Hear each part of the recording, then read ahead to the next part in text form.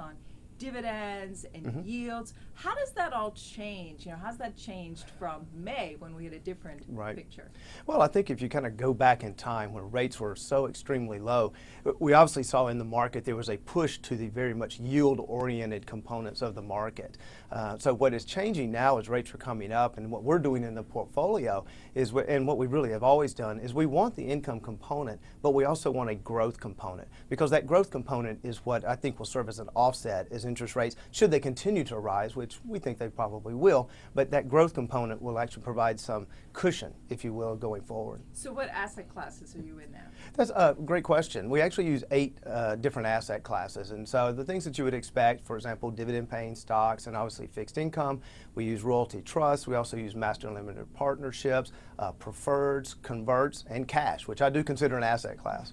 You have more cash now than in the past? We do. I'm actually, right now we're using cash almost as a substitute for fixed income, because one thing I do want to say. Alone, right? Yeah, exactly right. It's an issue of I'd rather have no return than a negative return, and that's basically the trade-off right now between cash and fixed income. So you may say, well, look, why do you want something with no return? And I think one of the things that's important to understand is that within the kind of the mandate of the fund is that we also want to maintain a low volatility profile, and cash helps us to do that right now.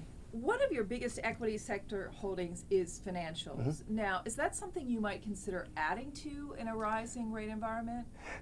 Actually, it is, and it's actually an area where we have been adding to there, because we also want to look and say, well, look, what parts of the market or what type of companies actually going to benefit from a rising rate environment? And financials are one.